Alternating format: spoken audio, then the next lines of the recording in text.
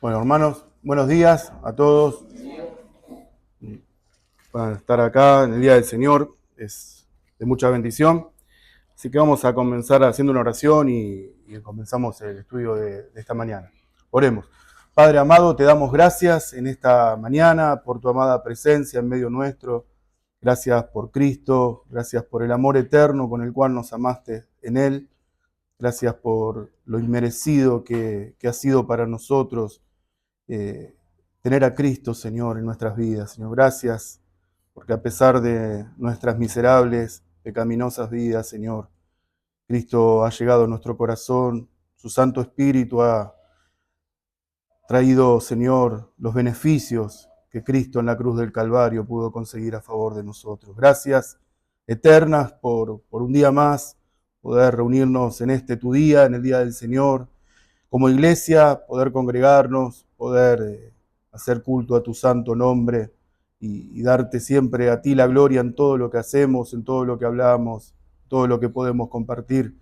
Que tú seas glorificado en todo, Señor. Ese es nuestro deseo de todo corazón, que siempre tu nombre sea exaltado, tu palabra sea glorificada, Señor, y por eso lo hacemos cada domingo, Señor. Padre, te pedimos que bendigas nuestras vidas con tu palabra, a través de los himnos, a través de todo lo que podemos hacer, que puedas bendecirnos.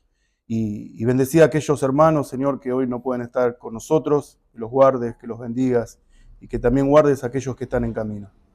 En tu santo y bendito nombre te damos gracias. Amén y amén. Bueno, hermanos, el domingo pasado nuestro pastor había terminado una serie de estudios que nos hablaba acerca de lo que sería el arrepentimiento, y creo que ha sido de mucha bendición cada una de las charlas, de las palabras que nos compartió cada domingo, y más allá de que uno puede decir hay temas que parecen que uno ya lo escuchó, palabras que uno ya las tiene presente, pero el Evangelio no se trata de cosas nuevas, se trata de lo que el Señor nos dejó para que uno pueda, a través de esas doctrinas, esas enseñanzas, profundizar, aprender, y siempre vamos a aprender más acerca del Evangelio. Así como hablamos acerca del arrepentimiento el domingo pasado, vamos a partir de este domingo meternos en un tema que habla acerca de la salvación. Y cuando hablamos acerca de la salvación es lo mismo, quizás hemos escuchado millones de veces, millones de mensajes acerca de la salvación, no es un tema que no se escucha, que dentro del Evangelio se escucha siempre, pero siempre, como decíamos, es bueno aprender y ampliar el conocimiento acerca de estas verdades. Creo que todos entendemos que la salvación no es para todos, entendemos que la salvación es para sus hijos, entendemos, lo podemos comprender, saber que hay almas que hoy se pierden, y no es por la ineficacia de la sangre del poder de Cristo, sino porque hay algunos que son llamados a vida y otros no. Entonces eso es algo que lo podemos entender. Pero cuando uno quiere compartir el Evangelio a una persona, vemos que hay muchas personas que cometen el error de predicarle el Evangelio a una persona y hablarle de la salvación sin saber la condición del alma de esa persona. Uno puede decirle, Cristo murió por vos, Cristo derramó su sangre por vos, y no saber si la condición de esa persona es salva, cometemos un error. O sea, Dios nos llama a predicar el Evangelio sin lugar a duda. El Evangelio es una libre oferta que uno tiene que compartirlo continuamente a toda persona, sin importar, sin saber la condición de esa persona. Pero el Evangelio no se trata de un mensaje de salvación, sino que el Evangelio es una invitación al arrepentimiento y a venir a Cristo. Ese es el mensaje del Evangelio. El Evangelio no es una invitación a salvarte. El Evangelio es una invitación a arrepentirte de tus pecados. Y si esa persona, Dios la llama, y si esa persona es traída a los pies de Cristo, entenderá que sí, Dios murió por él o murió por ella y lo ha salvado. Pero decir que el Evangelio es una invitación a salvarse, uno comete un error. Y parece algo tan superficial, tan por encima, pero podemos cometer errores en decir eso, porque no conocemos la condición del hombre, no sabemos, pero sí sabemos que todo hombre tiene una necesidad, primero, antes de salvarse, de arrepentirse. Porque no hay salvación sin primeramente no hay arrepentimiento. Y va ligado a lo que nuestro pastor nos venía hablando. Porque ninguna persona puede salvarse si primeramente no se arrepintió de sus pecados. Es una mentira. Y hay personas que pueden estar en una iglesia creyendo que son salvas porque se le ha dicho que Cristo murió por ellos, pero no se ha arrepentido de sus pecados. Por eso es tan importante hacer hincapié sobre estas verdades y es tan importante profundizar sobre estos temas. Pero con el tema con respecto al hombre, vamos a dejarlo para el final, vamos a meternos en profundidad con el estudio que vamos a ver ahora desde un lineamiento pactual, lo que sería la salvación del hombre y cómo funciona y de qué forma está ordenada esa salvación. Vamos a ver que hay dos posturas en cuanto al orden y los decretos de la salvación. No quiero hacer un estudio profundo acerca de estas dos posturas, sino que quiero hablar acerca de lo que realmente estas posturas hablan, acerca del orden y el decreto de la salvación.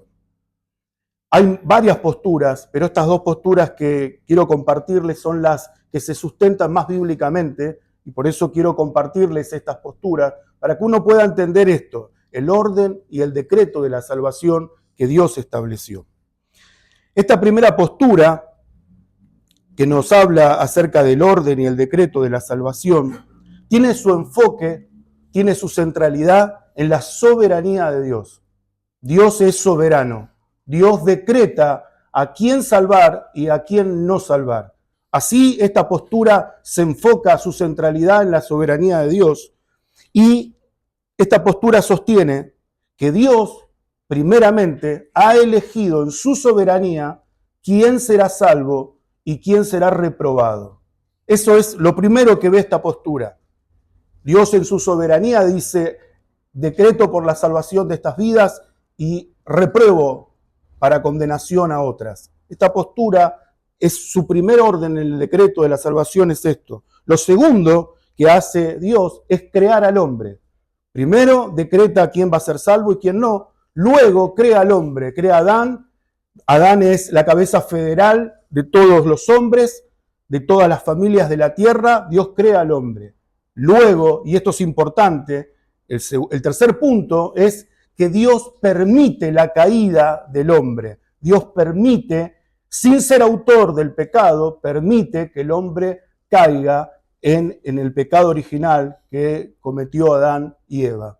Entonces, eso es importante entender el orden. Primero Dios elige reprobar o aprobar para vida, luego crea al hombre, y este punto es importante, que Dios permite la caída del hombre para luego justificar a aquellos que llamó a vida o condenar a aquellos que reprobó para una condenación eterna. Como decíamos, esta postura se sostiene su centralidad en la soberanía de Dios y tiene el mismo énfasis tanto para reprobar como para salvar a otra persona.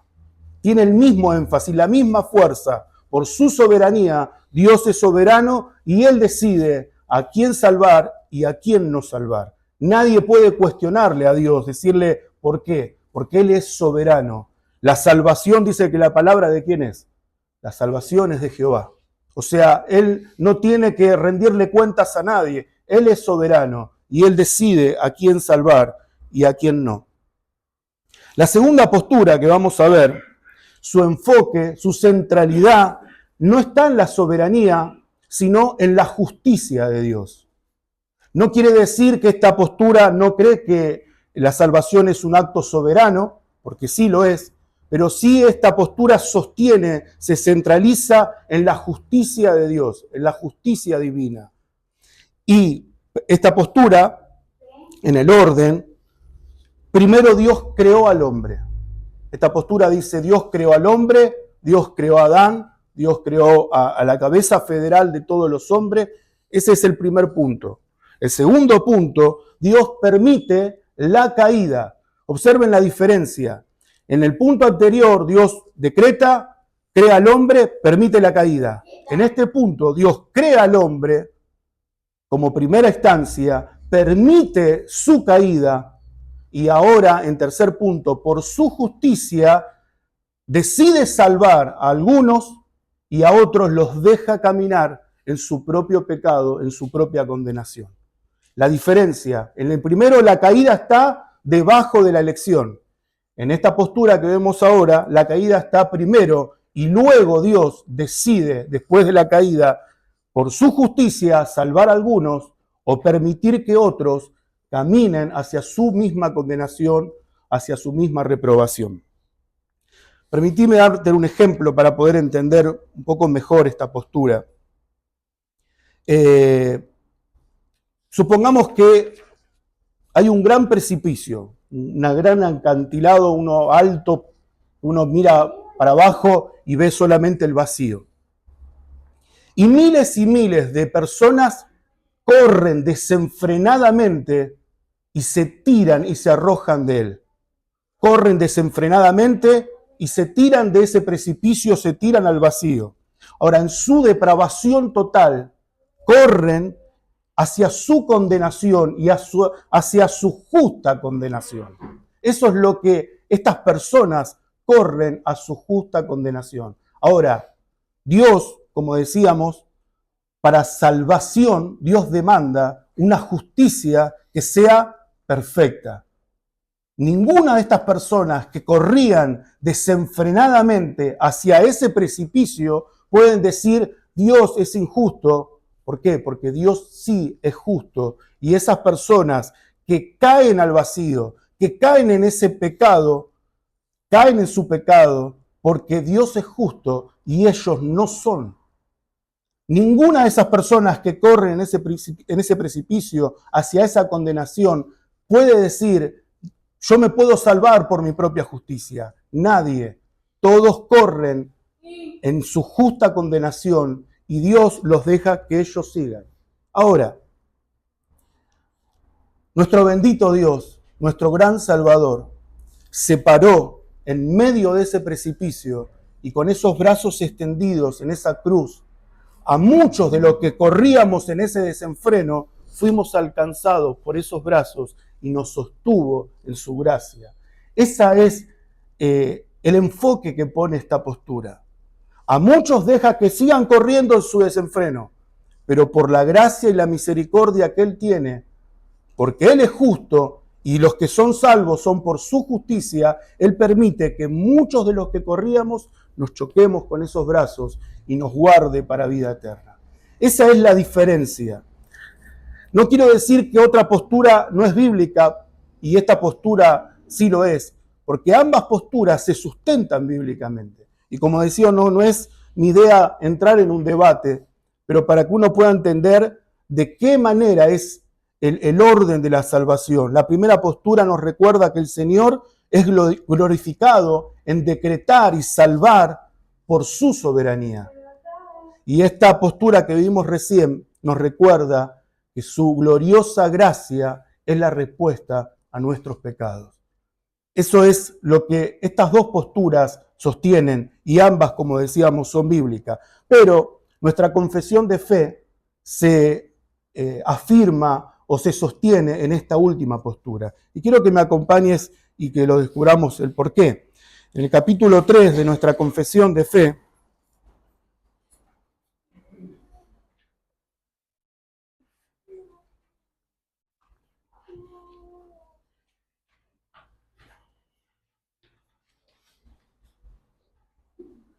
capítulo 3, párrafo 3, hablando acerca del decreto.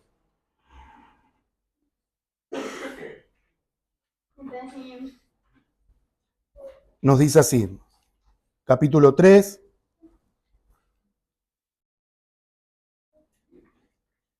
en los himnarios, al final de todo, están nuestra confesión, para que todos podamos leer y conocer acerca de esta postura. Dice así, por el decreto de Dios, para la manifestación de su gloria, algunos hombres y ángeles son predestinados o preordenados para vida eterna por medio de Jesucristo, para alabanza de la gloria de su gracia. A otros se los deja actuar en su pecado para su justa condenación, para alabanza de la gloria de su justicia. Recuerdan que esta postura se sostiene en la justicia de Dios. Y cómo esta postura dice que a algunos Dios lo preordinó para salvación y decretó la salvación para ellos, y a otros los deja actuar en su propio pecado hacia su propia condenación. Eso es lo que sostiene la confesión de fe. ¿Por qué? Porque Dios en su palabra no ha decretado, ¿por qué digo se sostiene la confesión de fe en esta postura? Porque Dios en su palabra no ha decretado un pacto de condenación o un pacto se me fue la palabra, de reprobación, sino un pacto de gracia. Dios no hizo un pacto de condenación, sino que hizo un pacto de salvación para el hombre. Entonces, por eso vemos que esta postura no tiene el mismo énfasis, tanto en condenar como para salvar.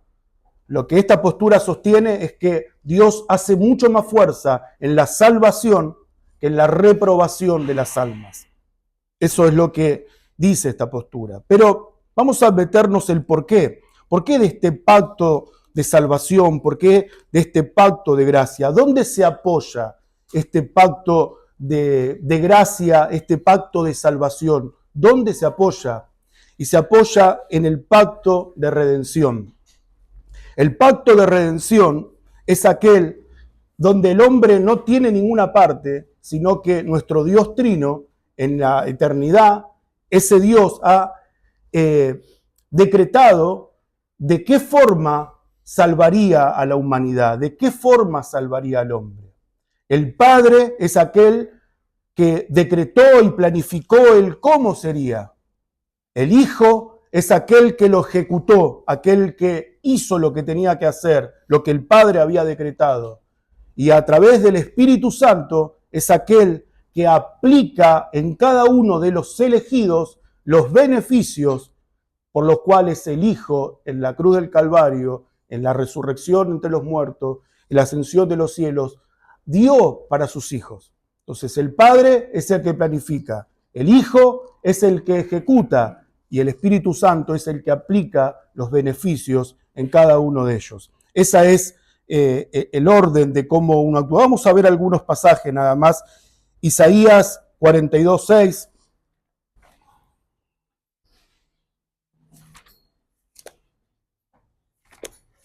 Isaías, capítulo 42.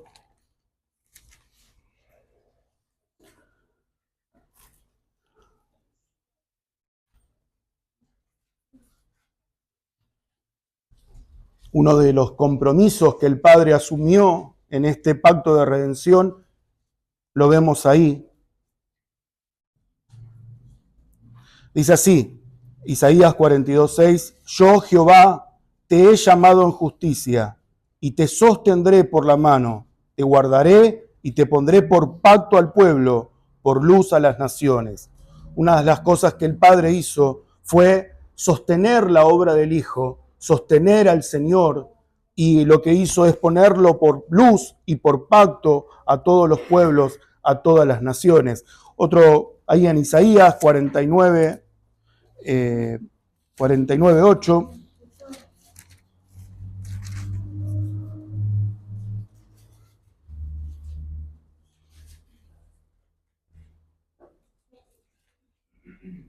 Dice así, Isaías 49:8, así dijo Jehová, en tiempo aceptable te oí, en el día de la salvación te ayudé y te guardé, y te daré por pacto al pueblo, para que restaures la tierra, para que heredes las asoladas heredades. Ahí vemos lo mismo, el Señor, el Padre, sosteniendo la obra del Hijo, haciendo el Padre que ponga al Hijo como luz y como pacto para las naciones. Lo vemos también de qué forma el Hijo cumplió este plan de redención. Seguimos ahí en Isaías 61. Isaías 61, 1 y 2.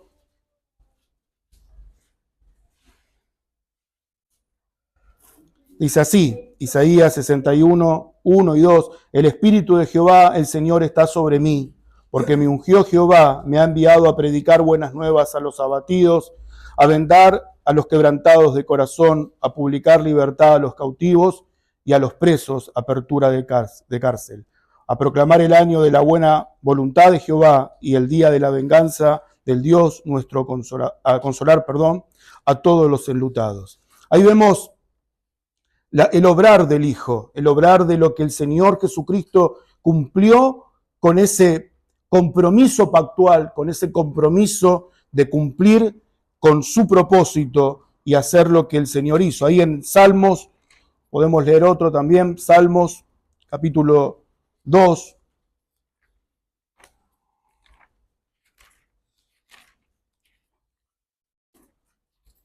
Salmo capítulo 2. Versículo del 6 al 9.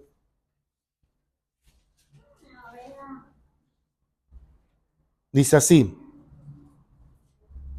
Salmo 2, del 6 al 9, dice así, pero yo he puesto mi rey sobre Sión, mi santo monte, yo publicaré el decreto, Jehová me ha dicho, mi hijo eres tú, yo te he engendrado hoy, pídeme y te daré por herencia a las naciones y como posesión tuya los confines de la tierra.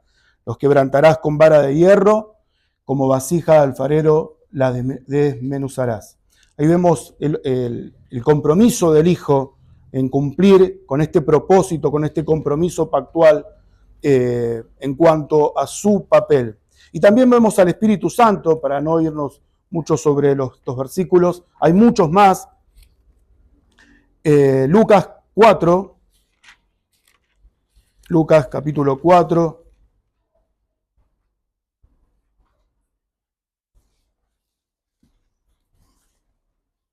del 18 al 19. Acá vemos cómo este Dios trino es inseparable, porque el mismo versículo que veíamos que el Señor proclamaba en Isaías acerca del compromiso pactual del Hijo, acá también lo vemos en el papel que el Espíritu Santo cumple a través del Hijo, porque dice, el Espíritu del Señor está sobre mí, por cuanto me ha ungido para dar buenas nuevas a los pobres, me ha enviado a sanar a los quebrantados de corazón, a pregonar libertad a los cautivos, a dar vista a los ciegos, a poner libertad a los oprimidos y a predicar el año agradable del Señor. Entonces vemos cómo cada uno de las personas de la Trinidad cumple ese compromiso pactual y cumple ese compromiso para obrar a favor de sus elegidos. Pero quiero que me acompañe porque hay un pasaje que podemos ver a la Trinidad actuando y obrando, y está en Hebreos capítulo 10. Quiero que me acompañen porque vamos a ver en este pasaje el obrar de cada uno de las personas de la Trinidad. Está en Hebreos capítulo 10, del 5 al 10. Y vamos a ir desmenuzando este pasaje y viendo el obrar de cada uno. Hebreos 10, del 5 al 10, y después vamos a leer del 14 al 20. Pero dice así, refiriéndose al Padre, por lo cual, entrando en el mundo, dice, sacrificio y ofrenda no quisiste, mas me preparaste cuerpo, holocausto y expiación por el pecado no te agradaron. Versículo 7, hablando el Hijo. Entonces dije, he aquí que vengo, oh Dios, para hacer tu voluntad, como el rollo del libro está escrito de mí, diciendo, primero, sacrificio y ofrenda y holocausto, expiación por el pecado no quisiste, ni te agradaron, los cuales cosas se ofrecen según la ley, diciendo luego, he aquí que vengo, oh Dios, para hacer tu voluntad, quítalo primero para establecer esto último. Versículo 10, el Espíritu Santo.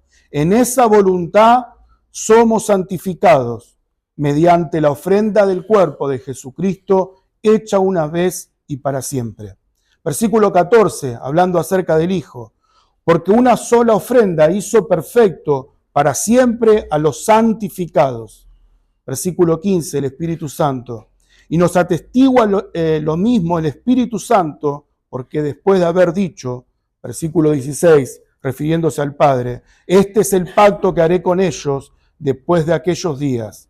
Al Espíritu Santo, pondré mis leyes en sus corazones y en sus mentes las escribiré.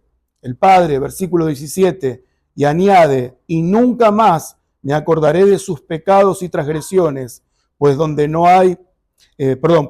hay remisión de estos, no hay ofrenda por el pecado.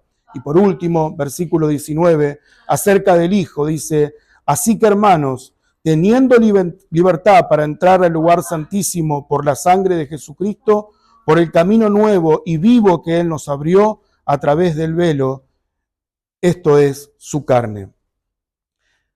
No sé si notaron, pero este pasaje va mostrando cómo cada una de las partes y de su compromiso pactual, en cada una de las personas se ve su obrar. Se ve el obrar del Padre, se ve el obrar del Hijo y se ve el obrar del Espíritu Santo a favor de su pueblo, a favor de este pueblo que ha redimido y que ha salvado.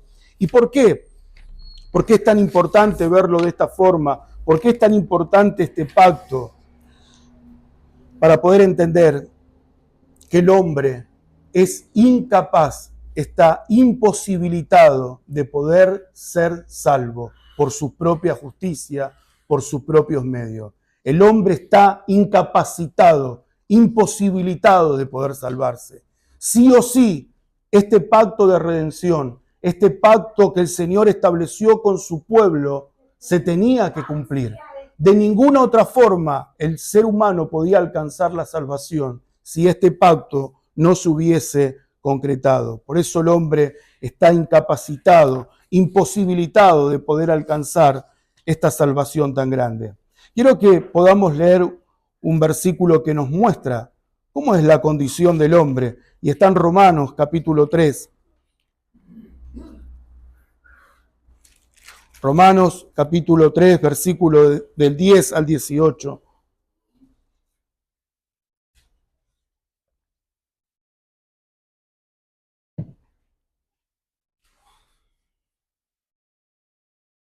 Dice así, como está escrito, no hay justo ni aún uno, no hay quien entienda, no hay quien busque a Dios. Todos se desviaron, a una se hicieron inútiles. No hay quien haga lo bueno, no hay ni siquiera uno. Sepulcro abierto es su garganta, con su lengua engañan. Veneno de áspides hay debajo de sus labios. Su boca está llena de maldición y de amargura. Sus pies se apresuran para derramar sangre. Quebrantado y desventura hay en sus caminos. Y no conocieron camino de paz. No hay temor de Dios delante de sus ojos. Creo que no hay pasaje más preciso que revele el corazón y nos demuestre la incapacidad del hombre para alcanzar la salvación. Así demuestra, y por eso vimos todos estos puntos acerca del decreto, vimos cómo Dios ordena la salvación, porque viendo esta condición del hombre, viendo su naturaleza, viendo su condición, es imposible de poder alcanzar esa salvación. Para decir, tenemos mucho, pero podemos decir que el hombre es esclavo de su pecado. El hombre está totalmente esclavizado al pecado. No hace falta que lo busquen. Romanos 6:16 dice, ¿no sabéis que si os sometéis a alguien como esclavo para obedecer, sois esclavo de aquel a quien obedecéis, sea del pecado para muerte o sea de la obediencia para justicia? Para entender un poco acerca de esta esclavitud del hombre, lo tenemos que meter en el escenario del pacto. Y el escenario del pacto es el libre albedrío. Cuando hablamos de libre albedrío es algo que uno dice, entra muchas veces en confusión. Porque mucha gente dice, ¿hay libre albedrío? ¿No hay libre albedrío? ¿Sí o no? Y uno para poder dar esa respuesta correcta, y no es que uno no la tiene, pero para poder dar esa respuesta correcta, no hace falta enfocarnos en cuanto a la libertad de esa persona, si es libre o no, sino en su condición o en su naturaleza. si la condición y la naturaleza de esa persona es esclava, así lo será su voluntad. Y ahí podemos entender lo que significa el libre albedrío. Una persona que es esclava de su voluntad no puede decidir ni puede elegir. Imagínense un preso. Un preso puede moverse, quizás puede levantarse, puede comer o no comer, pero el preso, por su propia voluntad, no puede salir de la cárcel. O sea, cualquier ser humano puede levantarse y por cosas ordinarias puede tomar decisiones, pero no puede decidir el hecho de salvarse, porque su condición, su voluntad es esclava. Y así Dios ve al hombre. Una persona esclava no puede ni quiere venir a Cristo. Nuestra confesión de fe también lo afirma acerca de esto y quiero que me acompañen en el capítulo 9 de nuestra confesión. Nos habla acerca de este tema del libre albedrío. En la primera parte del párrafo 3, capítulo 9, la primera parte del párrafo 3 dice así: el hombre, por su caída en un estado de pecado, ha perdido enteramente toda capacidad de la voluntad para cualquier bien espiritual que acompañe a la salvación. Entonces ahí vemos, el hombre perdió toda capacidad para poder buscar y encontrar la salvación, porque el hombre es esclavo. Y eso es lo que uno a veces le damos gracias a Dios, porque Él nos ha libertado. Y hay esperanza. Pero quizás uno ve, y quizás como papá o como hermano, vemos a alguien de nuestra familia que no quiere venir a Cristo. Y nos duele, y nos produce dolor, aun cuando yo quizás no soy papá de hijos grandes, pero me imagino un papá que tiene a su hijo y que quisiera verlo a los pies de Cristo. Pero también es ver que hay muchas personas que hoy en día están siendo esclavas de su pecado y no pueden tomar la decisión porque no es que no quieran entender, sino porque hay una esclavitud en su voluntad que le impide el poder venir a Cristo. Y uno tiene que mirarlo con esos ojos de misericordia y saber de que nosotros éramos también esos que corríamos en ese desenfreno y caíamos hacia esa condenación. Y Cristo en su gracia, en su voluntad nos ha atajado y nos ha guardado. Pero también vemos quizás a seres queridos que corren en ese desenfreno y se están perdiendo. Y nos duele. Pero nadie por querer la voluntad de un papá o de una mamá o de un ser querido no puede, porque esa persona es esclava de su pecado. Y a no ser, como dice la palabra, que Cristo lo libere, en Juan 8, 34 al 36, no hace falta que lo busquen, se los leo yo, dice Jesús respondiendo: de cierto os digo, que todo aquel que hace pecado, esclavo es del pecado, y el esclavo no queda en la casa para siempre, el Hijo sí queda para siempre. Así que si el Hijo os libertareis, seráis verdaderamente libres. Y ahí vemos la esperanza. Vemos la esperanza de que aquellos que son esclavos y que no pueden venir a Cristo, porque no pueden ni quieren venir a Cristo, hay una esperanza, que si el Hijo los libertare, así podrán venir. Esa es la condición del hombre. El hombre está muerto en sus pecados. Romanos capítulo 5, versículo 12, dice así: por tanto, como el pecado entró en el mundo por un hombre, y por el pecado la muerte, refiriéndose a Adán, así la muerte pasó a todos los hombres por cuanto todos pecaron. El hombre está muerto en su condición, en su naturaleza. Y uno quizás llega a la iglesia, puede orar en su casa, puede cantar un himno cada domingo, emocionarse, quebrantarse, escuchar la palabra y decir cómo me habló esa palabra a mí, qué preciso fue el mensaje, y ver a una persona quizás al lado que no se le mueve un pelo y decir cómo no puede entender, ¿Cómo puede ser que no entienda el mensaje? Una persona que escucha el mismo mensaje que otro está escuchando y no hay ninguna reacción. Es que si esa persona está muerta, no puede ver y no puede entender. Quizás uno es lo mismo que llamar al pecador ciego. Cuando un ciego lo pone frente a un cuadro, no puede ver quizás la hermosura de ese cuadro o la hermosura de un paisaje. Y quizás una persona que tiene esa facultad para ver puede vislumbrarse, decir qué hermoso cuadro, qué hermoso paisaje. Un ciego no puede ver. No puede ver las obras de Cristo, no puede ver las bendiciones que Dios ha tomado para su pueblo. No ve porque es ciego. No puede sentir porque está muerto. Y uno ve que esa condición que está el hombre necesita la salvación solamente si Cristo lo libertare o si Cristo le daría vida. Primera de Corintios capítulo 2, versículo 14 dice, pero el hombre natural no percibe las cosas del Espíritu de Dios, porque para él son locura y no las puede entender porque ha de discernirse espiritualmente. Este es un claro mensaje para poder entender. La persona natural, la persona que no es de Cristo, no puede percibir las bendiciones espirituales. ¿Por qué? Porque su condición es que está muerto. Y eso es lo que realmente es una persona que está muerta. No puede ver, no puede sentir, no puede decidir.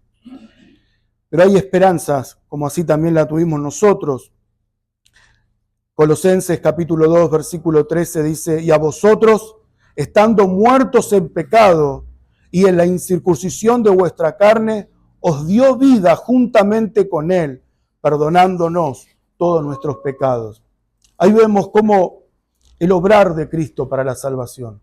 Y qué importante es poder entender que si Cristo no obra, si Cristo no actúa, esa persona no puede y no quiere venir a Cristo. Porque esa es su condición. Como por último, para terminar, todo hombre está desprovisto de justicia, porque el hombre está destituido de la gloria de Dios. Quiero que me acompañen ahí en Romanos, capítulo 3, versículo 23.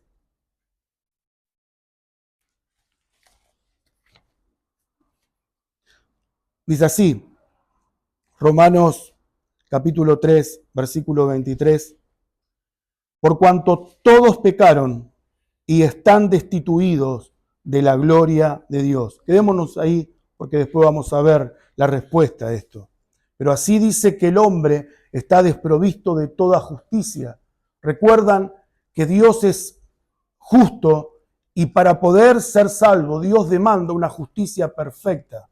El hombre cuando se presenta delante de Dios está desprovisto de toda justicia.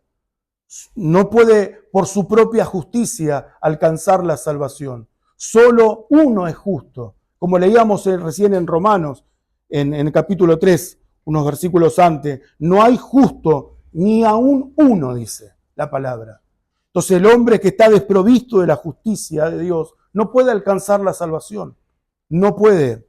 Mire lo que dice nuestra confesión de fe en el capítulo 6, párrafo 2.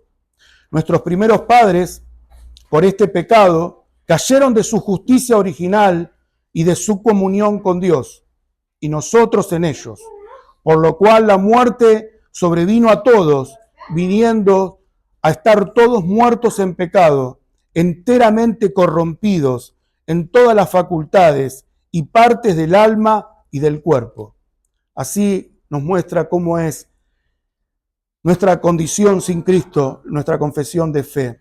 Pero como decíamos recién, en el versículo 24 del capítulo 3 de Romanos, dice, siendo justificados gratuitamente por su gracia, mediante la redención que es en Cristo Jesús.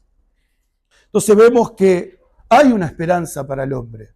Hay un plan de salvación que Dios trazó para la humanidad y que solamente puede hacerse si es que Cristo puede actuar y obrar en cada uno de ellos. Por sus propios medios es imposible alcanzar esa salvación. Por eso es tan importante entender el orden de cómo Dios decretó las cosas y lo que hizo para poder darle la salvación al hombre. El hombre estaba incapacitado, imposibilitado, incapaz de poder alcanzar la salvación. Por eso Dios trazó este plan de salvación, para que el hombre pueda ser salvo de la ira. Ahora, esta salvación tan grande debemos conocerla en el orden correcto. No se puede hablarle a una persona y pedirle que sea santo si primeramente su corazón no ha sido regenerado. Hay gente que viene a la iglesia y esperan que la persona sea santa, su comportamiento sea correcto, su forma de ser sea correcto, viva en santidad. Pero si esa persona no ha sido regenerada en su corazón, no puede ser santa. Si primeramente no ha sido regenerada. Una persona no puede ser, hablando ya hacia lo máximo, glorificada si primeramente no fue justificada por Cristo. Entonces a veces uno ve el error en cuanto a la salvación, de poder pedirle a las personas que tomen conciencia de algo, que actúen de tal forma, si primeramente el orden de la salvación no lo podemos ver correctamente. Entonces, cuando Dios salva, lo hace de una manera y que cada paso en la salvación hasta llegar a la glorificación tiene su orden. Y Dios va tratando con cada uno en tiempos diferentes. Hay personas que cuesta quizás entrar en la santificación, porque no quiere decir que Dios no lo santifica inmediatamente cuando lo salva. Pero en ese proceso de santificación, algunos van más rápido, otros más lento. Algunos tardan un montón en llegar a la iglesia y poder entender el mensaje, porque quizás Dios no los llama. Pero yo quiero hablarles a aquellos que hoy están sin Cristo, que podamos entender cuál es nuestra condición. Que si esa condición es la que te confronta, es la que podés decir, sí, yo estoy así, no puedo sentir, yo estoy así, no puedo ver lo que otros ven, no puedo sentir lo que otros sienten, es que esa condición es la que te está diciendo el Señor, que tenés que venir a Cristo en arrepentimiento y en fe para con Él. Porque no hay salvación si no hay arrepentimiento y si no hay fe para con el Señor Jesucristo. Esa es la invitación del Evangelio. Todo el plan de salvación, los apóstoles, cuando predicaban acerca de esta salvación tan grande, su mensaje era, ven a Cristo en arrepentimiento y en fe. Cuando esa persona entiende su condición y es llamada eficazmente por Cristo, solo ahí va a poder empezar a entender que ese Dios que murió en esa cruz, con esos brazos extendidos, me atajó antes de que me cayera en ese precipicio, antes que cayera en ese desenfreno, Dios me salvó. Ese es el propósito de Dios. Muchos piensan, dicen, ¿y será que Dios me ha salvado? Si hay esa pregunta en tu corazón, es porque realmente hay un interés. Y que quizás Dios está empezando a trabajar. Yo a veces lo veo en una persona cercana a mí. Veo que Dios está obrando en su vida. Y veo cómo Dios está trabajando. Y no quiero decir nada, pero sé que la obra de Dios es silenciosa. Y en cada uno actúa de manera distinta y diferente.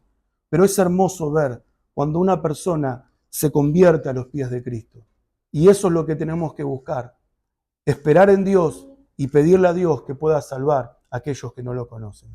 A partir de la semana que viene, y no sé cuánto nos vamos a demorar, pero vamos a ver el orden de la salvación. Cómo cada orden en su estado, en la condición del hombre, se va efectuando y cada paso tiene un propósito específico. Así que oremos y vamos a pedirle a Dios acerca de esta salvación tan grande y pedirle a Dios que también aquellos que tenemos cerca y que no conocen al Señor, rogar por su salvación, no cansarnos de pedir por la salvación de nuestros seres queridos. Oremos. Padre, gracias te damos por este plan tan perfecto de salvación que tú has trazado para tu pueblo, para tus hijos. Gracias, Señor, porque así nos encontrábamos cada uno de nosotros, incapacitados, imposibilitados de poder alcanzar esta salvación tan grande. Así estábamos, Señor, corriendo en ese desenfreno. Así estaba nuestra vida, corriendo hacia el pecado, hacia la condenación eterna. Pero por la gracia de nuestro Señor amado, pudimos ser alcanzados por esos brazos de misericordia, por esa gloriosa gracia. Y hoy podemos estar en tu presencia, poder conocer a Cristo y ese plan de salvación. Pero sabemos, Señor, que quizás hoy en medio nuestro hay muchos que no te conocen, hay muchos que no han alcanzado el ser llamados por ti, Señor. Te rogamos por ellos, te rogamos por nuestros hijos, te rogamos por nuestros seres queridos, que cada uno de los que están en este lugar y su condición es así como se describía en tu palabra, que hay esperanza para cada uno de ellos, Señor. Porque si tú los llamas, Señor, y los llamas al arrepentimiento y a la fe para el Señor Jesucristo, sé que muchos de los que están, Señor, quizás hoy acá, podrán conocerte. Si así tu voluntad, si así tu designio eterno lo ha determinado así, Señor. Padre amado, te damos gracias por lo que hemos escuchado, por lo que hemos aprendido, y te pedimos que nos sigas acompañando en el resto de este día, en este día del Señor, que podamos aprender acerca de tu palabra y el Evangelio. En el precioso nombre de Jesús, te damos gracias, Señor. Amén. Amén.